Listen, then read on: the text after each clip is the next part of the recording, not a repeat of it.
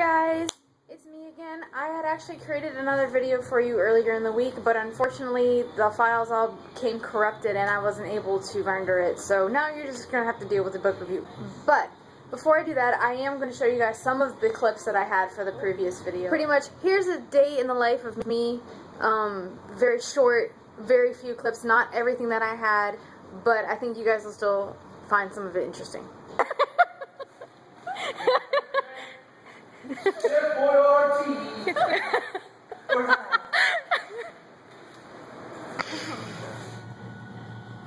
New book smell.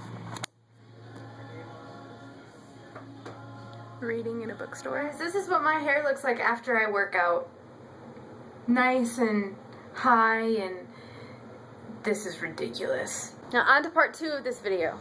Guys, if you notice I got a very horrible haircut, yeah, that's pretty bad. I'm dealing with it the best I can, and it's kind of embarrassing.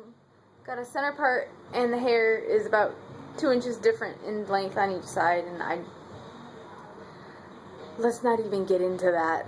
Since my last book review, I finished 2 books. I finished Geo and I finished Room. And these 2 books cannot be any different than each other. One's a romance, one is a realistic fiction written from the point of view of a 5-year-old. Let's start with Geo. Geo is the second book in the 5th Street series, which is based on the love lives of 5 boxers who hail from the 5th Street gym in LA. The first book was Noah, which I absolutely loved. Like, I can't even tell you how much I love it. It is such a fun story. The second book is about his best friend, Geo, obviously by the title, and his romance. Geo's romance isn't exactly conventional, and it's not really something that I necessarily agree with, which is why when I was reading this book, I was so torn. Geo's romance comes completely based off of cheating. Geo ends up falling for his friend Felix's girlfriend, and the girl ends up falling for him as well. And instead of dealing with the situation in a better way, they decide to try and stuff down what they're feeling until it just explodes into this never-ending cycle of taking one step, taking another step, taking another step, and then before they know it, they're spiraling down, and it just, get to the point of no return. To make matters worse, Felix recently won a very big fight and is now the world champion of welterweight in boxing. I think I said that right. Welterweight? Yeah. World champion, welterweight, world champion. That's what it should be. So difficult. So, not only is Felix already in the public eye, but there's paparazzi. He's kept his girlfriend Bianca a secret, and now Geo is living in his cabins up in Big Bear in order to help him train. Obviously, being famous, Felix doesn't have much time, and even when he is in town, he ends up leaving Geo and Bianca alone together a lot. It doesn't take long before things start to go wrong. This is so good.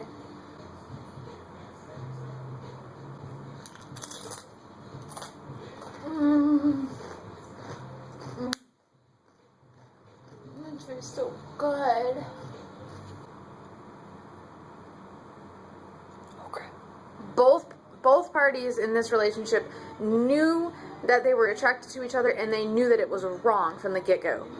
And what had me so torn up about this was that I was actually rooting for Geo and Bianca throughout the whole book, and I felt like somehow that was really bad morally. But Felix himself was not exactly innocent in all of this. It was just this big web of not being able to understand exactly how I was supposed to feel, and to justify the fact that I was rooting for the couple who was doing something that I definitely do not approve of, and rooting for the couple that wasn't actually in love. So I ended up giving Geo 3.5 stars out of 5 stars instead of a higher rating. I did enjoy Noah more than I enjoyed Geo, but Geo was still a satisfying read one way or another. I'm still feeling very conflicted about the actual read itself, but I can't complain about the actual love story. Geo and Bianca, if they had been outside of the relationship keeping them from being together, would have still had the same love story. Geo is a read that I only suggest for female readers, and only those who can deal with a trigger subject such as cheating. Now to Room. Room was a completely different read than Geo, and to be quite honest with you, I just finished the book today, and I'm still thinking about what I read. Room is told from the point of view of 5-year-old Jack, who has forever lived in this one room. He has never been outside, he's never left. His whole life, he has been inside Room. Jack's normal day is as follows. Wake up, eat breakfast, get clean, do PE, practice reading, watch a little TV, lunch, games, more activities with Ma, dinner, a little TV, relaxing with Ma, and then bed. Now, bed at night for Jack could mean one of two things. Either A, he's going to be sleeping in bed under the duvet with Mother, or 2, he's going to be in the wardrobe. At 9 o'clock at night, old Nick comes to visit. Now, Jack has no idea that he has never seen the outside world. To him, anything that's outside door is completely outer space. He calls it outside space for most of the book. What Jack doesn't realize is that there is a real world outside. Ma is actually a young woman who was kidnapped at age 19 and has been locked in a soundproof dungeon in order to be the sex slave of a man.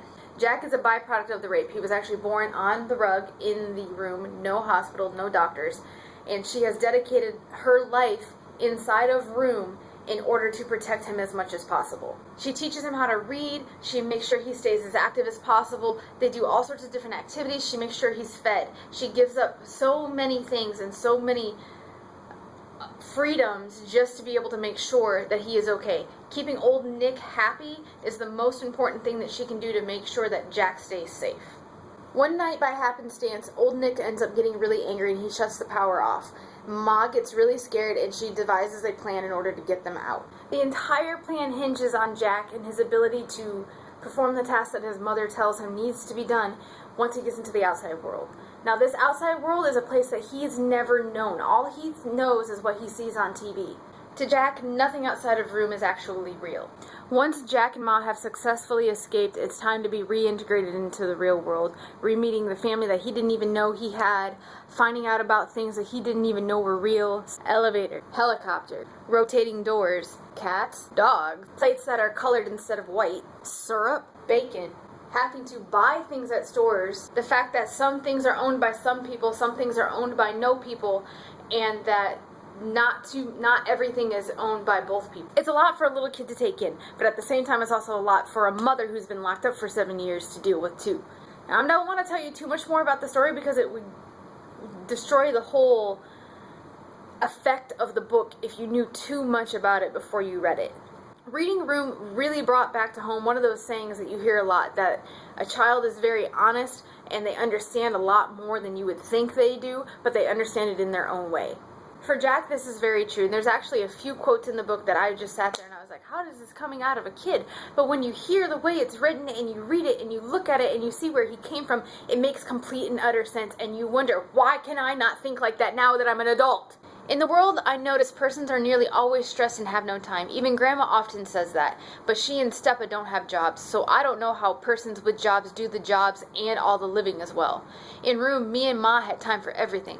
I guess the time gets spread very thin like butter over all the world, the roads and houses and playgrounds and stores, so there's only a little smear of time in each place, then everyone has to hurry on to the next bit.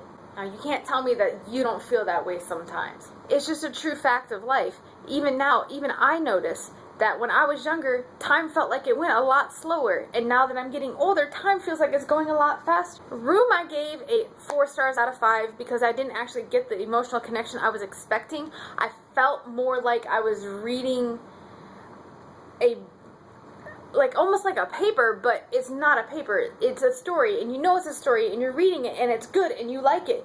But there was still something there keeping me from connecting, and I think what it was the fact that I was reading about the child's experience, and I was learning about the mother's experience from the child's experience, but being an adult reading this book, I was trying to decipher how the child was feeling, and then also focusing on how the mother was feeling, and I didn't allow myself the chance to emotionally connect to either character because I was so busy trying to differentiate what was Jack and what was Ma. I definitely suggest reading this book. I would suggest it to everybody. I actually would have been holding the book because I bought the hardback.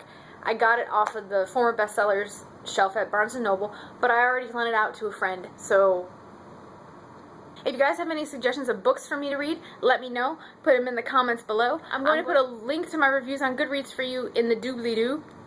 And hopefully I will have a regular update vlog-like video that's not so much about books on my next post. Until then, see you guys later.